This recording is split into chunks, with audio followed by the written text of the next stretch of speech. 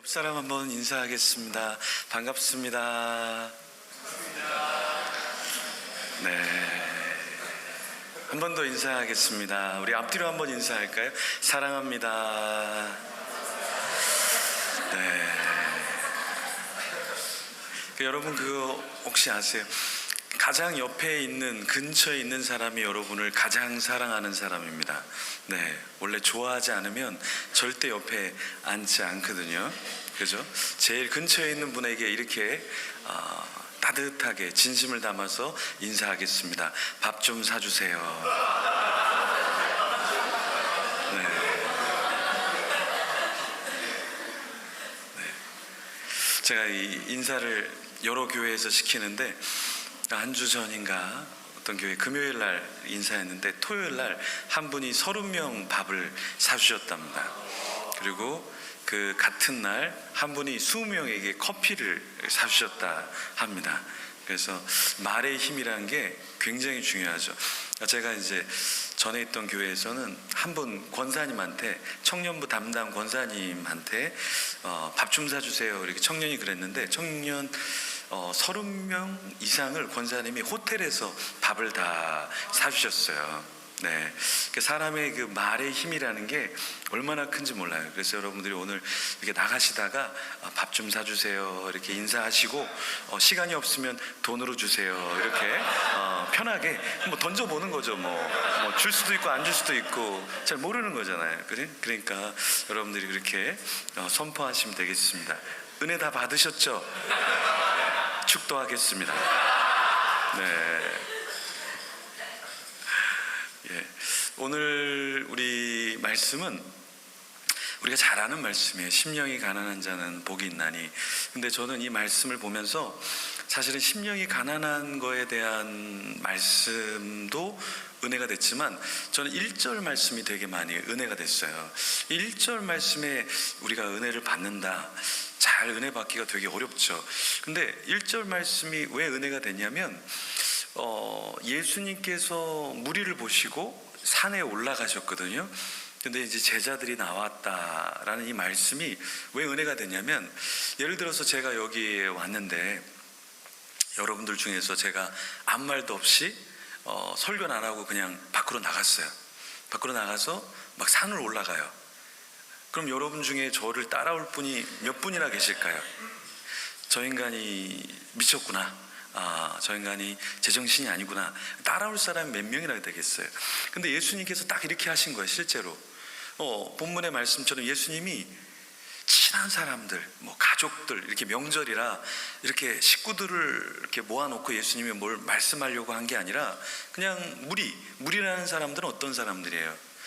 예수님하고 관련이 없는 사람들이잖아요. 예수님도 저들을 모르고 저들도 예수님을 모르고, 그래서 성경은 무리다라고 기록을 했다라는 거죠. 근데 그 무리들에게 예수님이 설명도 안 해요. 그리고선 예수님이 뭐 하셔요? 그냥 산을 오르신 거예요. 근데 그 예수님을 따라온 무리가 있었다라는 거예요. 그 무리를 성경은 뭐라고 정의하냐면 제자라고 이야기하고 있단 말이에요. 우리가 생각할 때 제자 그러면은 뭐 대단한 사람들인 것 같은데, 제자가 되는 첫 번째의 요소가 무엇이냐면 이해가 되지 않는데 따라가는 사람들이 제자라는 거예요. 무리는 어떤 사람이냐면 다 이해를 시켜줘야 돼. 다 그림이 그려져야 되고, 다 보여줘야 되고, 다 들려줘야 되고, 내 마음에 딱 맞아야 돼. 그래야 움직이는 사람들이 누군가. 그게 무리라는 거예요.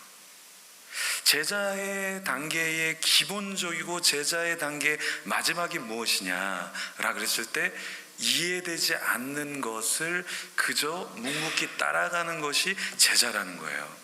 그러니까 우리가 이 시대에 내가 무리로 살아가고 있는가, 제자로 살아가고 있는가라는 것은 내 계산이 많이 있는가, 아니면 주님의 계산을 나의 삶 속에 계속해서 넣으려고 하는가. 그러니까 이 차이에 따라서 어떤 사람은 무리가 되는 것이고 어떤 사람은 제자가 된다라는 거예요. 근데 오늘날 우리가 신앙생활을 하려고 그러면 어때요? 내 생각이 너무 많은 거예요. 우리가 인생을 살아가면서 나의 계획이 너무 많은 거예요. 우리가 인생을 살아가면서 내 염려가 너무 많은 거예요. 왜 염려가 많아요? 하나님이 나를 염려해 주지 않는 것 같으니까, 하나님이 내 길을 인도해 주지 않는 것 같으니까 내가 염려가 많아지는 거예요. 내가 계산이 많아지는 거예요. 근데 정말 제자가 된다는 건 무엇이냐면 그냥 따라가는 거예요.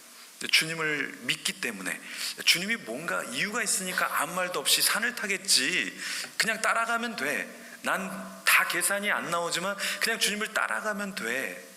그러면 주님이 우리를 만져주시고 우리를 제대로 이끌어 주실 거야. 이 계산이 있어야 따라가진다라는 거예요. 우리가 자녀들을 축복했지만 자녀들을 진짜 잘 키우는 건 뭐냐면 내 계산이 없어야 돼. 내 생각이 없어야 돼. 근데 우리는 문제가 뭐냐면 내 생각이 너무 많은 거예요.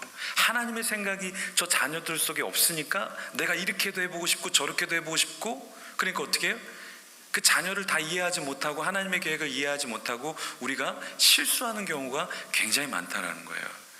제가 여기 이렇게 오면서 책을 한 권 읽다가 왔는데 위기 청소년 사역, 우리나라에서 가장 위기 청소년, 가출하고 폭행하고 문제를 일으키는 그 청소년 사역하는 목사님 책을 이렇게 읽다가 왔는데, 그분이 집을 나간 아이들, 싸워서 소년원에 가야 되는 아이들, 수많은 아이들을 만나고 부모님들을 상담하면서 자기에게 가장 가슴 아픈 게 무엇이냐면 부모가 자녀들을 이해하지 못하고 부모가 자녀들을 받아주지 못하고 부모가 그 자녀들을 향한 순수한 사랑을 하지 못하는 것이 가장 가슴 아픈 일이다.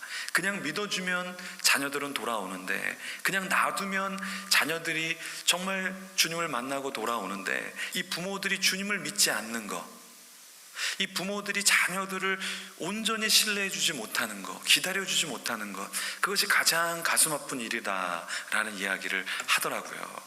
그래서 그 목사님을 제가 여러 번 만났는데 아무리 청소년이 집을 나가도 어디 가도 자기는 다 찾아올 수 있대요. 그리고 실제로 다 찾아다가 드린대요.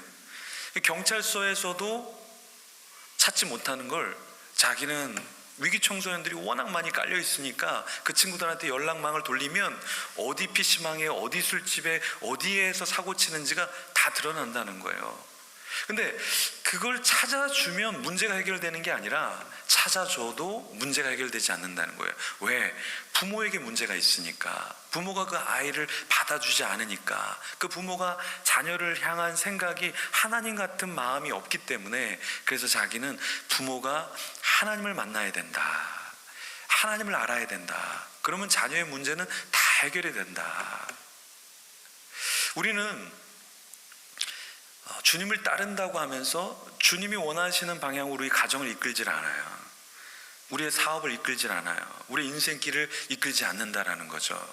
그러니까 그래서 우리는 무엇이 안 되냐? 제자가 안 되는 거예요. 제자가. 그러니까 이 시대에 우리가 각자 우리는 부르심이 다 달라요. 사실은요. 각자 다 달라요. 저의 부르심과 여러분의 부르심이 완전 달라요. 모든 사람들이 같은 교회를 다니지만 같은 사람에게 같은 분량을 주님께서 우리에게 요구하시지 않아요. 다 비슷해 보여도 같아 보여도 하나님은 다 다른 믿음의 분량을 요구하시고 부르심의 길을 다 부르신다고요. 우리 자녀도 그래요. 자녀들이 많아도 똑같은 자녀가 어디 있습니까? 저희 집에는 쌍둥이 딸이 있는데요, 똑같은 날 태어났는데요, 이란성이라 조금 다르게 생겼지만 완전 달라요. 완전 달라요. 예, 한 명은 저를 닮아서 착하고 이쁘고, 한 명은 엄마를 닮아서 늦게 일어나고 문제가 많아요. 예, 똑같이 태어났는데도 성격이 완전 달라요. 완전 달라요. 똑같지가 않아요.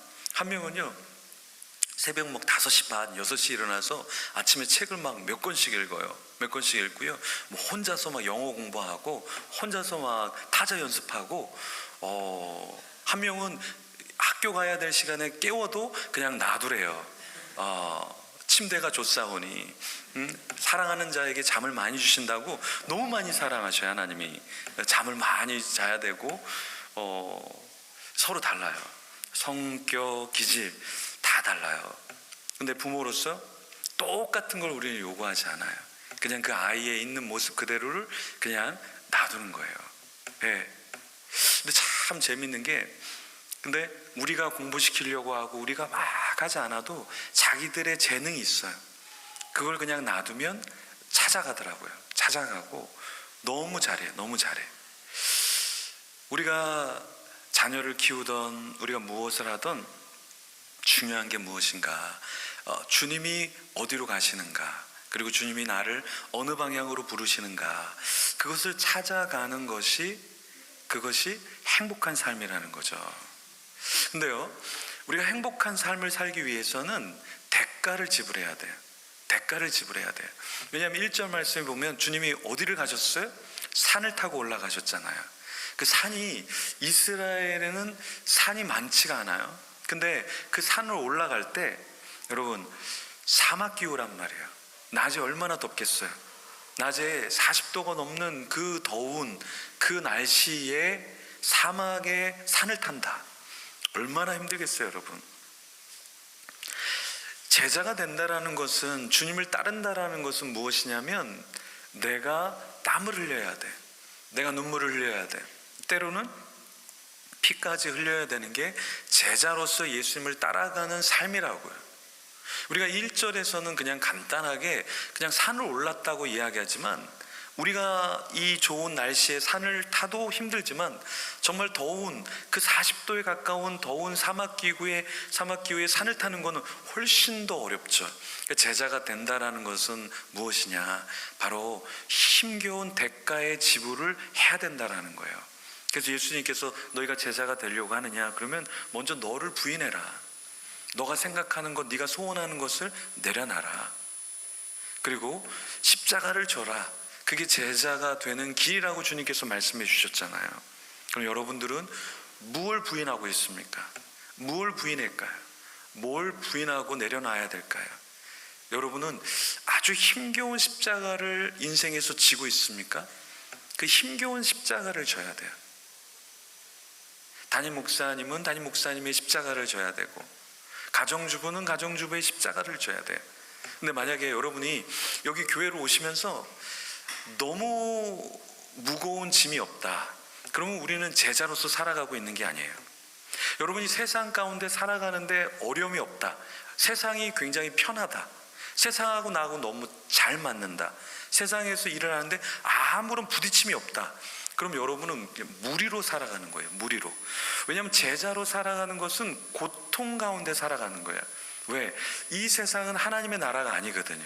이 세상의 법칙과 이 세상의 흐름은 하나님의 원리와 원칙대로 나가지 않거든요. 이 세상의 사람들은 우리를 세상의 관점으로 봐주지 하나님의 관점으로 우리를 봐주지 않거든. 그러니까 그 시선 자체가 폭력이고, 시선 자체가 차별이고, 이 세상에 있다라는 자체가 내가 원하는 공기가 아니기 때문에 굉장히 힘든 거라는 거예요. 제자로 살아간다, 제자로 우리가 신앙생활을 살아간다라는 것은 산을 타는 것과 똑같은 거예요. 그래서 여러분 각자는 제자가 되기 위해서는 각자의 산을 타야 되는 거예요. 어떤 사람은 직장이 산일 수 있어요. 어떤 사람은 가정에서 육아가 산일 수 있어요. 어떤 사람은 건강의 어려움이 산일 수 있어요. 어떤 사람은 재정의 어려움이 산을 타는 것과 똑같을 수 있어요. 왜 우리는 어려운 산을 타야 될까요? 남들이 타지 않는 산을 왜 나는 홀로 타야 될까요? 어떤 사람은 감정적으로 너무 우울해요. 그 산을 타야 돼. 어떤 사람은 대인관계가 힘들어요. 어떤 사람은 미래가 보이지 않지만 그것 때문에 힘들어요. 그렇지만 여전히 그것을 타고 있고 타려고 하는 것이 제자가 되는 것이라는 거예요. 우리는 간격의 차이가 있어야 돼.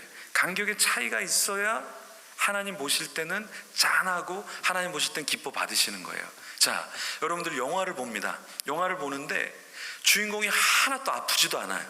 주인공이요 고난도 없어요. 그리고 영화가 끝났어요. 여러분들은 되게 영화를 보면서 좋은 영화를 봤어, 이렇게 영화를 관람하는 사람 있을까요? 아니에요.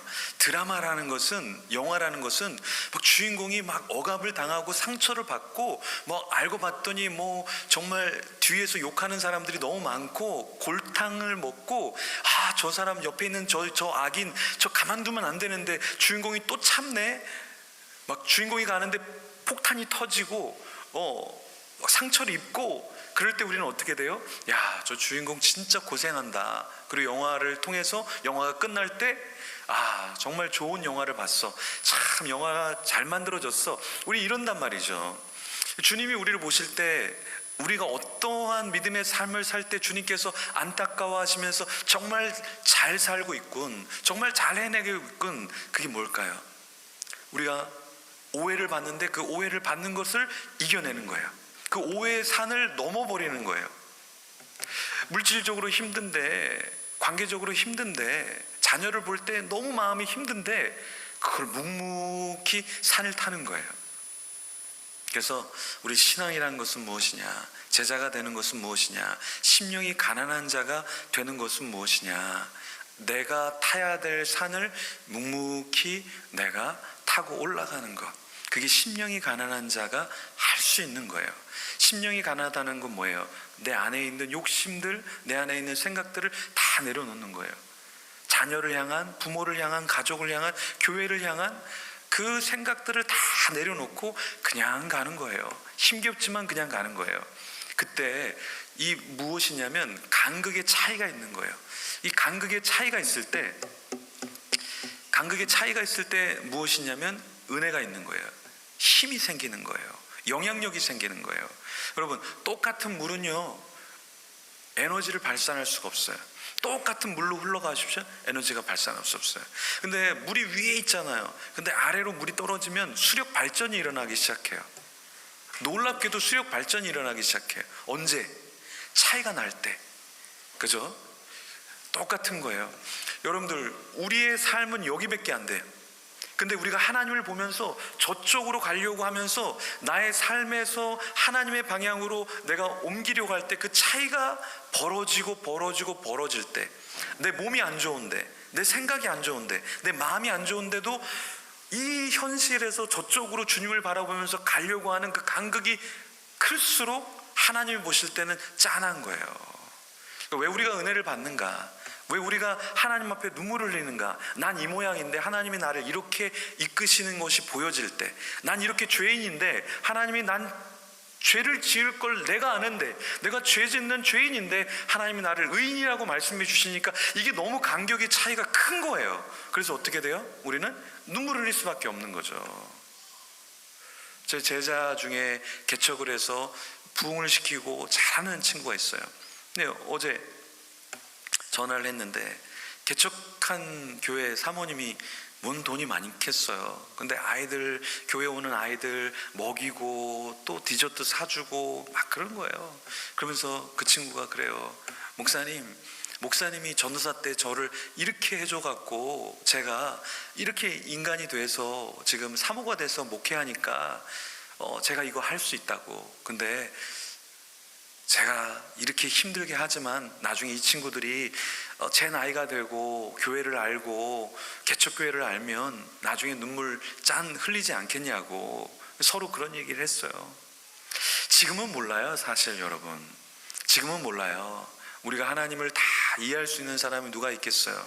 우리의 삶을 다 해석할 수 있는 사람이 누가 있겠어요? 그렇죠? 근데 그 간격의 차이를 만들어내는 사람이 은혜를 발생하게 하고 하나님을 알려주는 거예요. 우리가 같은 부부로 살고 같은 교회 식구로 살지만 어떻게 다 알아요? 어떻게 다 알아요?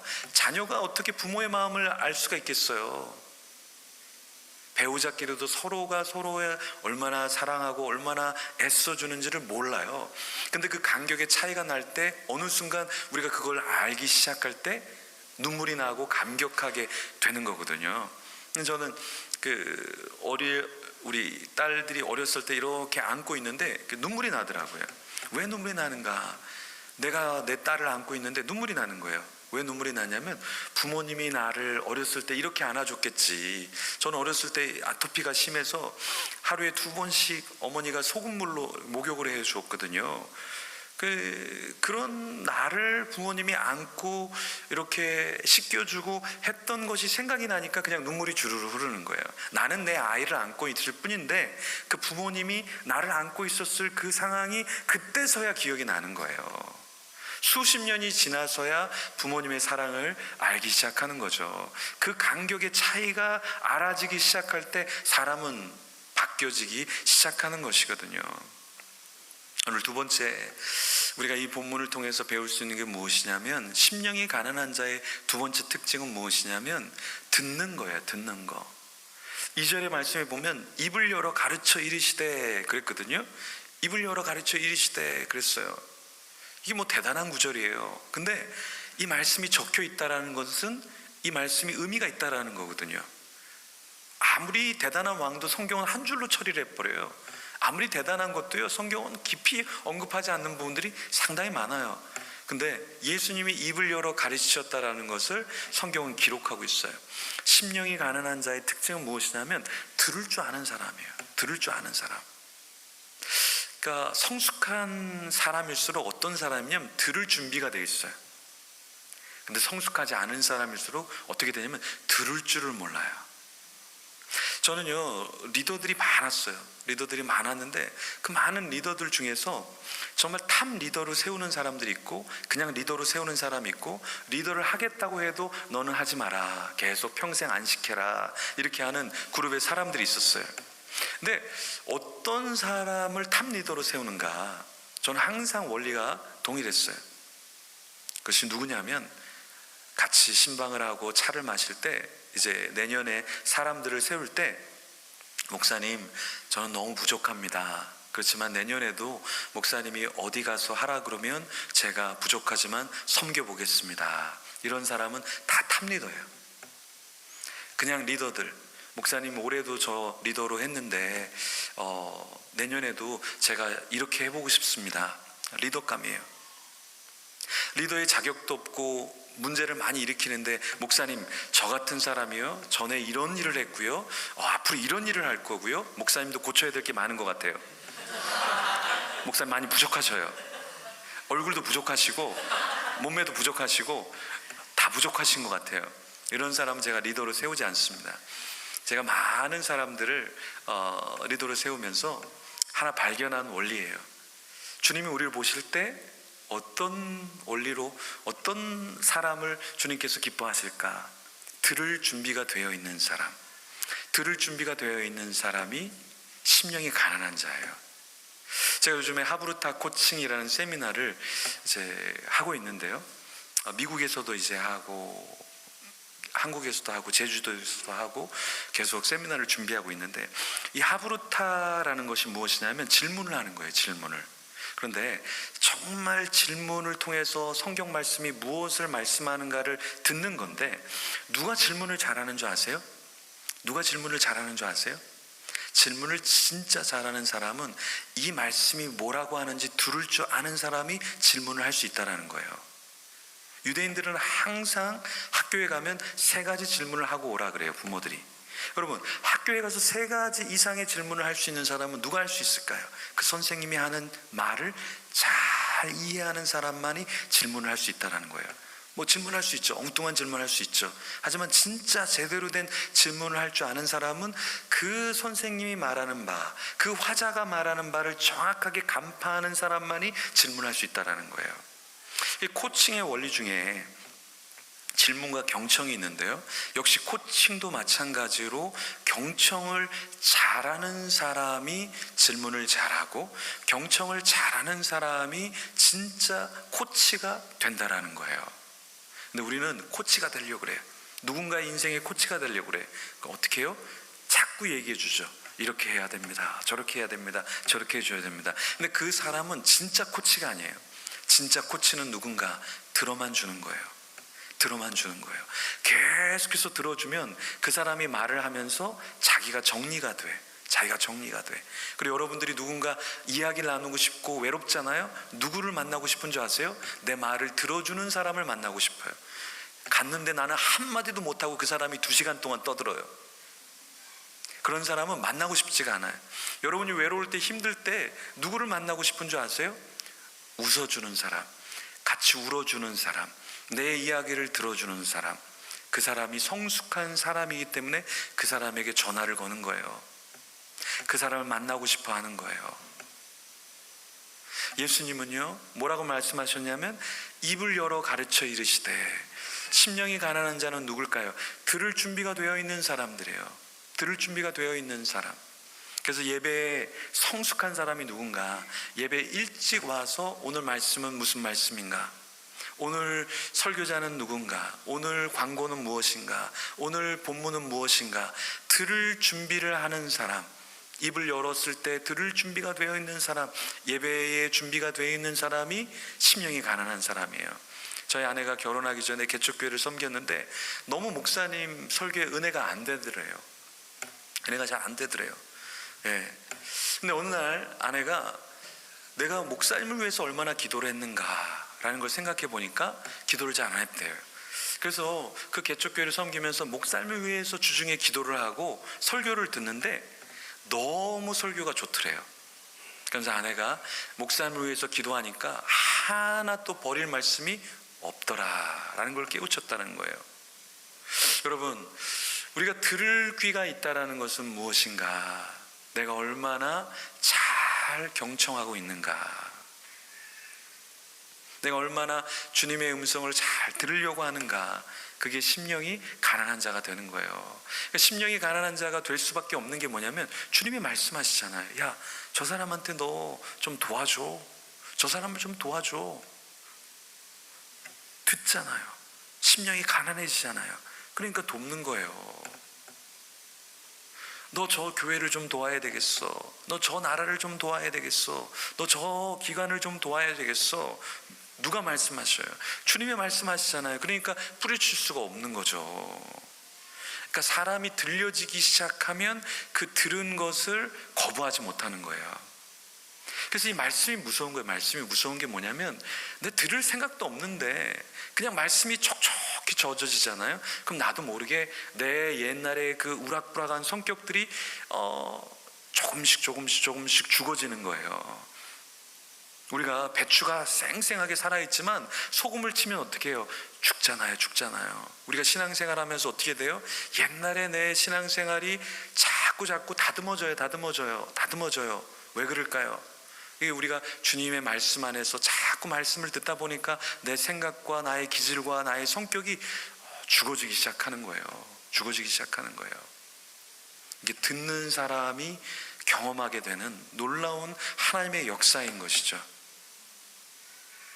세상은 자꾸 이야기하라 그래요. 너의 이야기를 하라 그래요. 너의 생각을 끄집어내라 그래요. 너가 신이니까 너의 의견이 중요하다고 이야기해요. 근데 신앙은 뭐라 그래요? 신앙은 너의 이야기가 아니라 그래요. 하나님의 이야기라 그래요. 하나님의 이야기. 성경은 우리의 이야기가 아니에요. 사실은 하나님의 스토리예요. 그래서 역사를 뭐라 그래요? 역사, 히스토리라 그러잖아요. 그분의 스토리가 역사잖아요. 성경은요, 하나님의 이야기의 스토리를 우리가 들어가서 하나님이 어떻게 역사하신가를 보고 배우는 게 하나님의 역사를 듣고 믿음 생활하는 거예요. 우리 신앙이 하나님의 이야기를 듣고 그 말씀대로 살아가면 우리의 마음은 계속해서 가난해질 수밖에 없다라는 거예요. 계속해서 가난해지는 거죠. 하나님의 말씀하시니까. 그래서 심령이 가난해진다라는 것은 내가 이제는 배우자의 소리를 들을 수 있구나, 자녀의 소리가 들려지는구나, 이 시대적인 소리가 들려지는구나. 그러면 제자가 되어져 가는 거예요. 오늘 마지막 세 번째, 그러면 심령이 가난한 자는 어떤 자인가? 우리 3절 말씀 같이 한번 소리 내어서 읽어보겠습니다. 심령이 가난한 자는, 자, 그러면 심령이 가난하다라는 것은 무엇인가? 우리가 심령이 가난하다라는 것을 얼핏 들으면 이렇게 생각해요.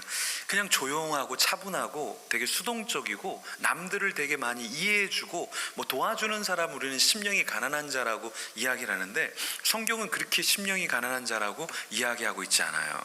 우리가 말하는 심령이 가난한 자는 우리가 생각하는 것과 되게 많이 달라요. 예를 들어서 온유한 자는 복이 있나니라는 온유, 이 온유라는 것은 헬라어로 어떤 의미냐면 짐승 중에서 맹수가 길들여진 상태가 온유라는 거예요. 온유는 가만히 있는 게 온유가 아니라 완전히 내 성격과 기질을 다 뻗쳐야 되는데 그것이 다 죽어진 상태가 온유라는 상태라는 거예요. 심령이 가난하다는 것은 무엇이냐면 그냥 나를 비우고 조용하고 누가 말하면 그냥 따라주는 게 심령이 가난한 게 아니라, 심령이 가난한 것은 우리가 생각하는 것과 굉장히 많이 반대예요. 그래서 어디서 알 수 있냐면 이 3절 말씀과 10절 말씀은 같은 것을 이야기하고 있어요. 왜냐하면 3절에 심령이 가난한 자는 복이 있다 그랬는데 그 심령이 가난한 자에게 주어지는 축복이 뭐예요? 천국이죠, 천국. 그런데 우리 읽지 않았지만 10절에 의를 위하여 박해를 받는 자는 복이 있다 그랬는데 그 사람에게 동일하게 주어지는 축복이 뭐예요? 천국이에요. 그 말은 무엇이냐면 여기 가운데 천국이 있는데 누가 천국을 소유하느냐? 심령이 가난한 자, 또 의를 위하여 핍박을 받는 자. 이 말은 무엇이냐면 의를 위해서 핍박을 받는 것이 심령이 가난한 것이고, 심령이 가난한 것이 의를 위해서 핍박을 받는다라는 거예요. 그러니까 내가 심령이 가난하다라는 것은 무엇이냐면 내가 의를 위해서 싸우기 때문에 하나님께 천국을 소유하게 되는 것. 의를 위해서 핍박을 받을 수 있는 자는 누구냐면 내 안에 있는 이기심과 내 안에 있는 모든 것을 다 내려놓고 나를 비우기 때문에 의를 위해서 핍박을 받도록 싸운다라는 거예요. 여러분이 밖에서 옳은 소리를 한번 해보십시오. 옳은 소리를 한번 해보려고 그래요. 여러분이 직장에서 옳은 소리를 한번 해보려고 그래요. 그럼 어떻게 될까요? 직장을 나가야 될 수도 있어요. 그러니까 어떻게 해요? 의로운 말을 못하는 거예요. 세상에서 이건 아니야 라고 말할 수 있지만 그렇게 말하면 어떻게 돼요? 핍박을, 그리고 사람들이 시기 질투를 받게 돼요. 어떻게 돼요? 말을 못하는 거예요. 왜 우리는 의를 위해서 외치지 못할까요? 심령이 가난하지 않기 때문에. 우리는 왜 심령이 가난해지지 못할까? 의를 위해서 나의 삶을 내려놓지 못하니까. 그래서 이 두 가지는 항상 같이 간다는 거예요. 내가 누군가를 세우고 누군가를 지탱해 주기 위해서는 나를 비워야만 가능한 거예요.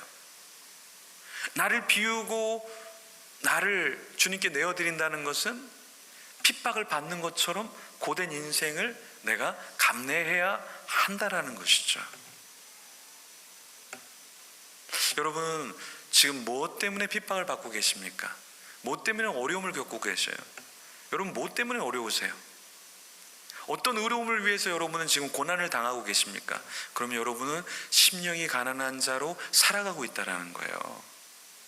근데 아무런 고난이 없어요. 여러분이 신앙생활 하는데 아무런 고난이 없어요. 신앙생활 하는데 그냥 주중이랑 주일이랑 똑같아요. 그냥 편해요. 그럼 여러분은 심령이 가난하거나 의로운 자가 되어 있지는 않다라는 거예요. 세상에 나가서 세상의 소리와 세상의 그 상황을 보고 우리는 가슴이 아파야 돼. 가슴이 아파야 돼.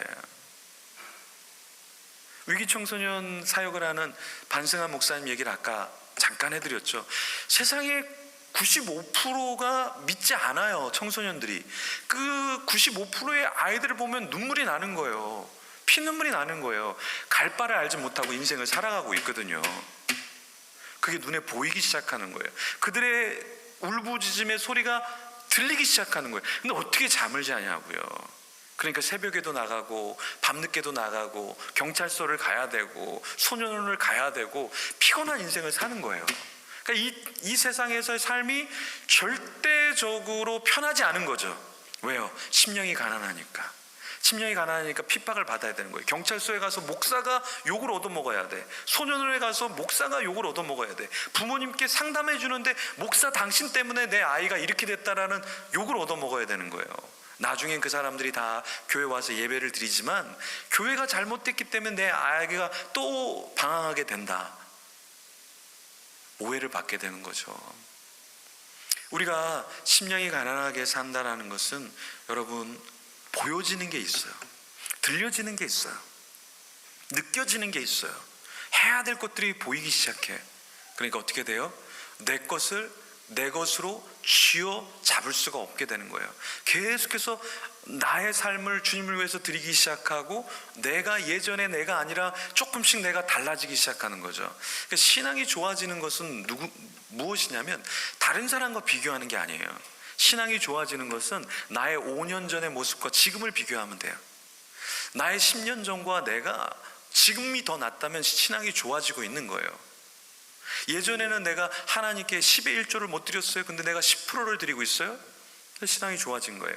예전에 내가 10의 1조를 드렸는데 지금은 11조를 하고 있어요. 12%를 드리고 있어요. 20%를 하나님께 드리고 있어요. 10의 2조를 하고 있어요. 그러면 내가 나의 예전의 믿음보다 신앙이 좋아지고 있다라는 것이죠. 내 사람들은 다 다른 사람과 비교하면서 나의 신앙이 좋다라고 생각해요. 그러면서 내가 의로운 일을 하고 있다고 생각하고 내가 더 심령이 가난한 자라고 생각을 한다고요. 근데 신앙은 그런 것이 아니에요. 신앙은 나 자신을 보고 내가 어떻게 변화되고 있는가를 봐야 내가 주님 앞에서 더 심령이 가난해지고 있구나, 더 주님을 닮아가고 있구나를 체크할 수 있다라는 거예요. 오늘 본문의 심령이 가난한 자에 대해서 여러 가지를 이야기하고 있는데 한 가지만 말씀을 드리고 말씀을 마치도록 하겠습니다. 또 길게 하면 다음에 안 부르더라고요. 네. 심령이 가난한 것에 여러 가지 요소가 있는데 한 구절만 제가 더 여러분하고 같이 보고 싶은 구절은 뭐냐면 44절이에요. 심령이 가난한 자의 특징이 무엇이냐면 44절에 읽지 않았지만 나는 너희에게 이르노니 너희 원수를 사랑하며 너희를 박해하는 자를 위하여 기도하라. 자, 우리가 원수를 사랑하는 거, 그건 어느 정도 신앙이 있으면 할 수 있어요. 어느 정도 신앙이 있으면 원수를 사랑할 수 있어요. 근데 주님께서는 뭐라고 말씀하시냐면 원수를 사랑하는 것을 넘어서 박해하는 자를 위하여 기도하라 그랬거든요. 사랑은 뭐예요? 사랑은 보일 때 하는 거예요. 사랑은 보일 때 물을 떠다 주고 선물을 해주고 그냥 받아주고 격려해 주는 게 사랑이잖아요. 근데 기도는 무엇인지 아세요? 여러분, 기도는요, 기도는 볼 때 할 수 없는 거예요. 기도는 언제 해요? 그 사람이 보이지 않을 때, 사람들이 없을 때 하는 게 기도인 거예요. 심령이 가난하다는 것은 무엇이냐면 그냥 나는 저 사람하고 원수 맺지 않겠어, 더 이상은 저 사람하고 싸우지 않겠어, 그냥 우린 남남의 길을 가겠어, 그냥 뭐 좋은 관계로 지내지, 이게 심령이 가난한 게 아니라 심령이 가난하는 것은 여러분 기도할 때 그 사람이 떡하니 앞에 서 있는 사람이 누가 있겠어요? 어떻게 앞에 있을 수 있겠어요? 기도할 때는요 아무도 없어요. 주님과 나만 있어요. 근데 그 타이밍에 누구를 생각해내는 거예요? 나의 원수를 생각해내는 거예요. 내 마음에 불편한 사람을 생각해내는 거예요. 그리고 주님께 그 사람을 올려드리는 게 심령이 가난한 자의 기도라는 거예요. 하나님 우리를 어느 단계까지 오기를 원하시냐? 그냥 단순히 내 불편한 사람, 나랑 맞지 않는 사람, 그 사람을 그냥 함께 보내는 정도가 아니라 아무도 없을 때 내가 떠올리지도 않아도 될 그 사람을 떠올려서 주님께 그 사람을 위해서 축복해 주는 거. 앞에서 축복해 주는 게 아니라 보이지 않을 때 그 사람을 축복해 주는 거. 그것이 심령이 가난한 자, 그 삶 모습이라는 거예요. 제가 오늘 제목을 그 변호사를 조심하라. 제가 보통 설교를 이렇게 하다가 시간이 안 되면 이 제목까지 못 와서 끝마치면 연락이 와요. 교회에서 목사님 그 제목의 뜻은 뭐냐고. 그래서 내가 그걸 못했구나. 대부분 제가 설교를 하다가 끝까지 잘 못 가요. 근데 오늘은 제가 그 끝까지 마지막 이 제목까지 조금 이야기를 해드릴게요. 그 변호사를 조심하라라는 제목이 이제 왜 이 제목을 달았냐면 우리는 심령이 가난한 사람이 다 되고 싶어 해요, 사실은. 근데 우리는 다 되고 싶어 하지만 사실은 우리를 넘어뜨리는 자가 있어요. 심령이 가난하게 되지 못하도록 우리를 넘어뜨리는 자가 있어요. 제가 신우 예배 때 같이 예배를 드리는 분 중에 한 분이 나이가 이제 있는 분이 계셨는데, 그분이 그 딸이 있었는데, 그 딸이 외국에서 공부를 했어요. 이제 공부를 잘하던 딸이 가만히 도로에 이렇게 서 있었는데, 사거리에 서 있었는데 차가 와서 그 딸 아이를 이렇게 치인 거예요. 그래서 이제 몸이 굉장히 안 좋아져서 마비가 오게 된 거예요. 몸에 마비가 왔어요. 몸에 마비가 왔는데 당연히 보험회사를 통해서 이렇게 보상을 해야 되는데, 외국은 변호사를 써요. 그래서 그냥 변호사가 아니라 아주 대단한 변호사를 써서 이걸 바꿔버려요. 그래서 아버지가 변호사 있고 법정에 서게 되는데, 그게 하나의 과정인데, 그 변호사가 들어갈 때 그러는 거예요. 말하지 마시고 제가 손짓으로 사인을 주면 말을 중단해야 하셔야 됩니다. 가만히 계셔야 됩니다. 그걸 3번을 얘기하더래요. 마지막에 들어가기 전에 또 얘기를 하더래요. 이 사람이 뭘 그렇게 얘기를 하는가. 근데 딱 들어갔는데 그쪽에 큰 보험회사 그 변호사가 오더니 이 사람을 가해자 측에서 이 피해자에게 모독을 하는 거예요. 넌 영어도 못하는 인종이 여기 와갖고 무슨 이야기를 할 수 있겠냐고 막 그러는데, 너무 화가 나갖고 자기 견딜 수가 없어갖고 막 말을 하는데, 변호사가 책상 밑에서 손짓을 하면서 말을 멈추라고. 그래서 자기가 딱 멈췄는데, 나중에 끝난 다음에 이렇게 얘기를 해주더래요. 왜 저 사람들이 당신을 자극하고 당신하냐면, 이 사건 자체가 아니라 당신이 인격 모독하고 당신이 이야기하고 그렇게 하는 소란으로 통해서 다른 법정으로 넘어가게 한다는 거예요. 다른 문제로 넘어가게 한다는 거예요. 그럼 어떻게 되냐? 이거는 묻혀지게 되고 다른 것 때문에 싸우다가 결국에 이것은 다루지도 못하게 하는 전략이라는 거예요. 그래서 자기가 멈추라고 했다라는 거예요. 변호사가 대변을 해주고 법적으로 이겨서 모든 배상을 다 받게 됐지만, 그게 하나의 전략이라는 거예요. 우리도 마찬가지입니다. 우리도 심령이 가난한 자가 되고 싶어 하죠. 집에서 우리도 잘하고 싶어요. 남편한테, 아이들한테 잘하고 싶어요. 학교에서, 우리가 일하는 곳에서 누가 잘 못하고 싶어 해요. 교회에서 누가 잘 못하고 싶어 해요. 다 잘하고 싶죠. 근데 어떻게 하냐면 사탄이 우리를 살살살 약을 올리는 거예요. 살살살 세상이 우리를 약을 올리는 거예요. 그럴 때 우리는 어떻게 해야 되는가? 성령 하나님이 잠잠하라 라는 그 사인을 갖고 가만히 있으면 된다는 거예요. 심령이 가난한 자가 된다는 것은 무엇이냐면 바로 반응하지 않는 거예요. 때로 우리는 반응하지 않고 우리의 자리에 가만히 있어야 되는 거예요. 그게 심령이 가난하게 된다는 거예요. 저는요, 테니스 시합에서 한 번도 져본 적이 없어요. 한 번도 저는 테니스 시합에서 져본 적이 없어요. 왜 저는 져보지 않았냐면, 시합을 나가본 적이 없으니까요. 시합을 나가본 적이 없어요. 저는 한 번도 테니스 시합에서 져본 적이 없어요.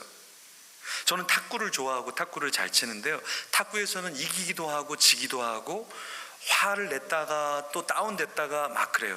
왜냐하면 탁구 시합을 하니까. 근데 전혀 시합을 하지 않으면 지는 확률이 제로인 것이죠. 누군가 여러분에게 심령이 가난하지 못하도록 자극해 와요. 자극적인 말을 해요. 자극적인 상황을 만들어요. 그럴 때 우리는 어떻게 해야 승리할 수 있을까요? 대응하지 않는 거예요. 여러분, 여기서 죽은 사람하고 대판 싸워본 분 있어요? 죽은 사람하고 대판 싸워본 적 있어요? 아니요. 죽은 사람하고는 싸움을 할 수가 없어요. 왜요? 죽어 있기 때문에. 근데 내가 죽으면 살아있는 사람하고 싸움이 되지가 않아요. 내가 죽어 있기 때문에. 그래서 우리는, 사도 바울은 날마다 죽노라 라고 고백한 거예요. 자기가 죄에 대해서 죽는 거예요. 세상을 향해서 죽는 거예요. 그리스도를 향해서 자기를 죽이는 거예요. 자기를 죽여서 주님의 나라를, 사업을, 복음의 확장을 이루게 하는 것이죠. 날마다 죽는 사람, 날마다 그 싸움과 그 말에 자극되지 않고 나를 누르는 사람, 그 사람이 심령이 가난한 자가 된다라는 것입니다. 여러분 2020년 이제 구정을 맞아서 우리는 또 다른 2020년의 새로운 날들을 살아가는데 여러분들이 그냥 신앙인이 아니라 여러분에게 주어진 산을 타고 주님이 말씀하시는 말을 들을 줄 알고 그리고 심령이 가난한 자가 되어서 의를 위해서 핍박을 받는 가운데 잠잠히 성령 하나님의 인도하심을 받는 여러분이 되기를 간절히 축원합니다.